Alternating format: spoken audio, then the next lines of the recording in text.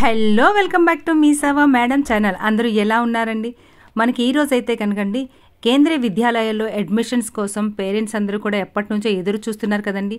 అయితే చాలామందికి నేను చెప్తూనే ఉన్నాను, ఆల్రెడీ 3 వీడియోస్ పెట్టానండి ఏం కావాలి, అసలు ఏం రెడీ చేసుకోవాలని.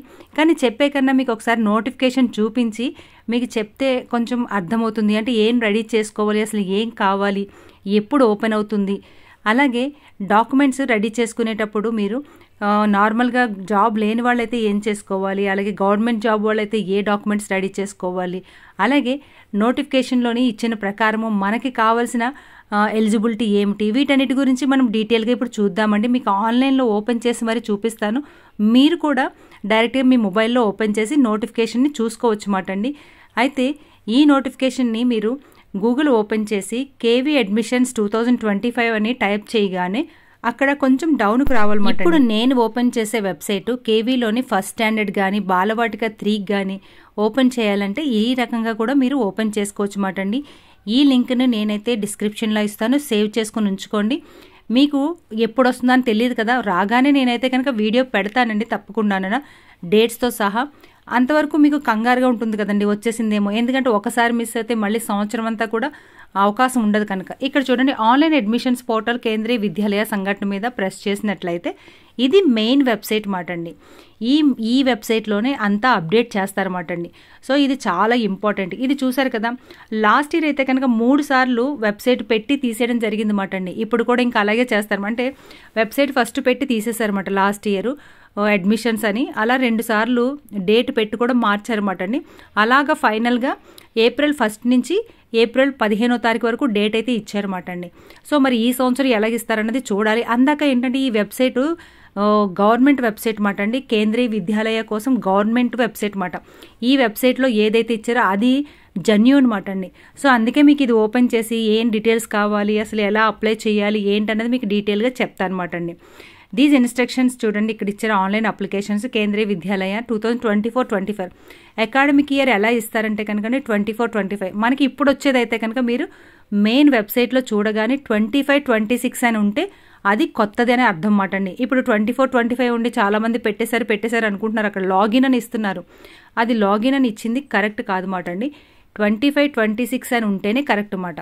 చూడండి, కావాల్సినవి బాలవాటిక 1, 2, 3కి అలాగే క్లాస్ 1కి కూడా ఈ డాక్యుమెంట్స్ అన్ని రెడీ చేసుకోండి. నేను వెబ్సైట్లోని లాస్ట్ ఇయర్ది నోటిఫికేషన్ చూపిస్తున్నాను, ఎందుకంటే మీకు కొంత ఐడియా వస్తుంది ఓకే అని చెప్పి మాట. అలాగే డాక్యుమెంట్స్ కూడా ఏమేం కావాలో డీటెయిల్గా చూపిస్తాను.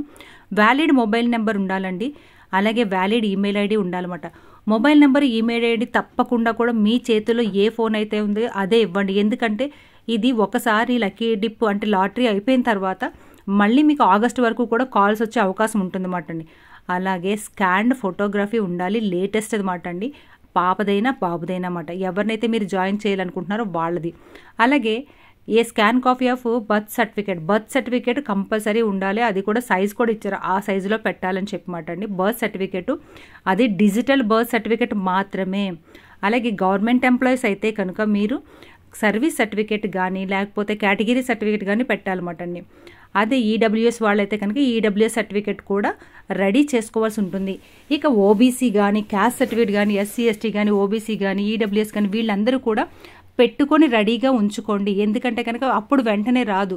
ఒకవేళ మీకు సీట్ వచ్చి మీ దగ్గర అవి లేవనుకోండి, అప్పుడు ఏమవుతుందంటే ఒక వారం రోజులు మాత్రమే మీకు టైం ఇస్తారు. ఆ వారం రోజుల లోపల మీరు కానీ ఆ సర్టిఫికేట్ కానీ సబ్మిట్ చేయకపోతే కేంద్రీయ విద్యాలయాల్లోని రూల్ ఉంటుందన్నమాట అండి. మీరు వాళ్ళు చెప్పిన అంటే వాళ్ళు ఇచ్చిన ఇన్స్ట్రక్షన్స్ ప్రకారము మీ దగ్గర అవి కానీ లేకపోతే మీ సీట్ క్యాన్సిల్ చేసే అవకాశం ఉందన్నమాట అండి. క్యాన్సిల్ చేసే అవకాశం కాదండి, last year before last year అంతకుముందు కూడా డాక్యుమెంట్స్ లేకపోవడం వల్ల కూడా సీట్స్ వచ్చి పోయాయన్నమాట అండి చాలామందికి. అందుకే నేను ముందు నుంచి కూడా మీరు ఇవి రెడీ చేసుకోండి అని చెప్తున్నాను. మీకు ఎలిజిబుల్ ఉన్నా లేకపోయినా సీట్ వచ్చినా రాకపోయినా మెయిన్గా మాత్రం రెడీ చేసుకున్న తర్వాత అప్లై చేసుకోండి.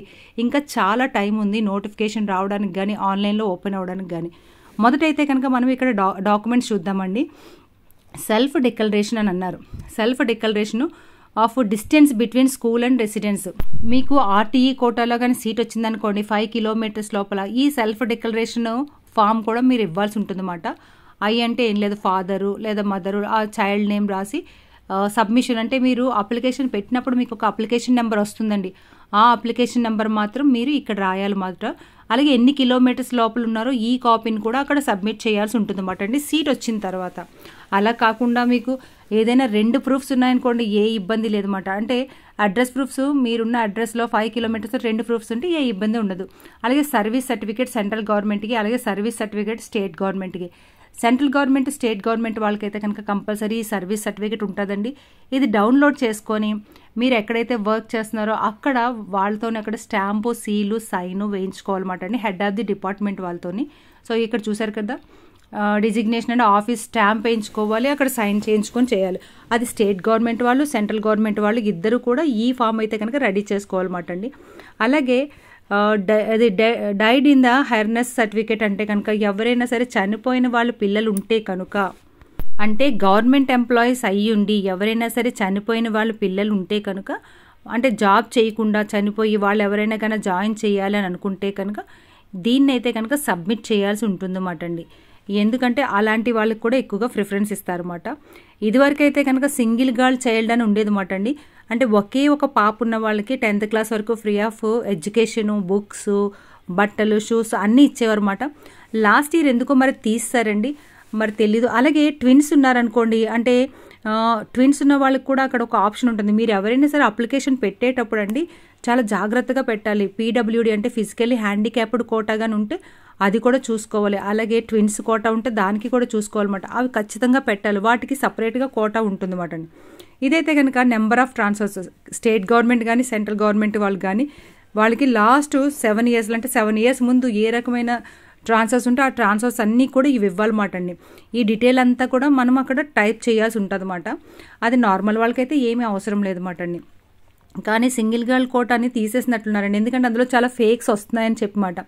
లాస్ట్ ఇయర్ అప్లికేషన్స్ చూస్తారండి, దానిలో ఎక్కువగా ఏదైతే అంటే మ్యాక్సిమము మిస్టేక్స్ అయ్యాయో అలాంటివన్నీ కూడా కాస్త ఇప్పుడు క్లియర్ చేస్తారన్నమాట అండి. అలాగే ఇంకా ఏంటంటే ఈ సింగిల్ గర్ల్ కోటా ఏంటంటే అప్పుడు గర్ల్ ఉండొచ్చు, ఆ తర్వాత మళ్ళీ పుడితే మళ్ళీ ప్రాబ్లం కదా, ఇంకా అలాగే ఏవో చిన్న మిస్టేక్స్ రావడం వల్ల ఆ కోటా తీసారన్నమాట. లేకపోతే ఆ కోటా చాలా బాగుండేది మాట అండి.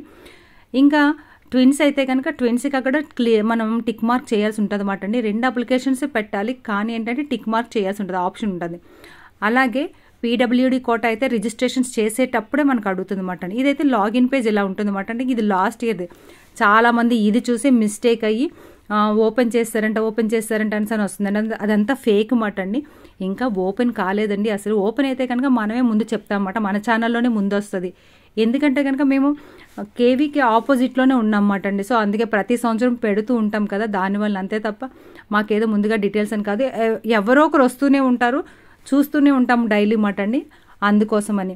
అలాగే రాగానే మనకి నోటిఫికేషన్తో పాటు డేట్స్ కూడా రిలీజ్ అవుతాయండి. వెబ్సైట్లో కూడా మనకి ఇలాగ ఇక్కడ హైలైట్ చేస్తారన్నమాట, ఆ బ్లూలో హైలైట్ చేసినట్లు మాట అండి. సో అందుకే కూడా ఎవరు కూడా టెన్షన్ పడకండి. ముందుగా అయితే కనుక ఇక్కడ ఇలా చూసుకోండి. ఎవరైనా సరే ఇంకా డాక్యుమెంట్స్ నేను చెప్పింది కాకుండా ఇంకా ఏమైనా తెలుసుకోవాలనుకుంటే కనుక మీరు వెబ్సైట్ ఓపెన్ చేసి చూసుకోవచ్చు అన్నమాట అండి. అలాగే మనము అప్లికేషన్ ఫిల్ చేసేటప్పుడు మాత్రం జాగ్రత్తగా ఫిల్ చేయండి. మీరైతే కనుక మల్టిపుల్ అప్లికేషన్స్ ఒకే స్కూల్కి కానీ 2 అప్లికేషన్స్ పెట్టారనుకోండి, 2 కూడా క్యాన్సిల్ అయిపోతాయి అన్నమాట. అది జాగ్రత్తగా చూసుకోండి. ఈ చిన్నది మాత్రం అందరూ ఫాలో అవ్వండి. ఏదో తప్పు వచ్చిందని చెప్పి దాన్ని అలా ఉంచేసి మళ్ళీ ఏం చేస్తారంటే మళ్ళీ అప్లికేషన్ నింపేస్తారన్నమాట. మళ్ళీ అప్లికేషన్ నింపేసి మళ్ళీ పెట్టేస్తుంటారు. అంటే తప్పు వస్తే దాన్ని క్లియర్ చేసుకోవాలి తప్ప దానికి ఎడిట్ ఆప్షన్ ఉంటుందండి. ఆ ఎడిట్ ఆప్షన్లో క్లియర్ చేసుకోలేమో కానీ మీరు తప్పు వచ్చింది కదా అని చెప్పి దాన్ని పక్కన పెట్టేసి మళ్ళీ చేస్తే 2 అప్లికేషన్స్ ఒకే పేరు మీద వెళ్ళిపోయినట్లే. అప్పుడు ఏమవుతుందంటే మీకు సీట్ వచ్చినా సరే క్యాన్సిల్ చేసేస్తారన్నమాట అండి. కానీ ఎన్ని స్కూల్స్కైనా అప్లై చేసుకోవచ్చు మీరు ఒకే ఒక్క అప్లికేషన్తో. ఒకే పేరుతోని 4-5 స్కూల్స్కి అప్లై చేసుకోవచ్చు, మీ ఇష్టమే. కానీ ఒకే స్కూల్కి 2 అప్లికేషన్స్ పెట్టకూడదు. ఏదైనా తప్పు వస్తే కనుక దాన్ని క్లియర్ చేసుకోండి. క్లియర్ చేసుకునే ఆప్షన్ అక్కడ ఉంటుంది. మీకు తెలియకపోతే దగ్గరగా ఉన్న నెట్ సెంటర్ కానీ మీ సేవా సెంటర్స్ కానీ వెళ్ళి దాన్ని క్లియర్ చేసుకోండి. 2 అప్లికేషన్ మాత్రం పెట్టండి. ఈ అప్లికేషన్ని ఇన్స్ట్రక్షన్స్ మొబైల్లో చూసుకోవచ్చు, కానీ అప్లికేషన్ ఫిల్ చేసేటప్పుడు బాగా తెలిసిన వాళ్ళకి కానీ లేకపోతే మీకు దగ్గరగా ఉన్న సెంటర్స్ కానీ వెళ్ళి పెట్టండి. మీ అంతలు మీరుగా పెట్టి రాంగ్ చేయకండి. ఎందుకంటే కనుక అలా చేయడం వల్ల ఒకసారి మిస్టేక్ వచ్చిందనుకోండి, అది క్లియర్ చేయకపోతే ఇంకా సీట్ ప్రాబ్లం అవుతుందన్నమాట. సో అందుకే చాలా జాగ్రత్తగా ఫిల్ చేసేటప్పుడు చెయ్యాలన్నమాట అండి.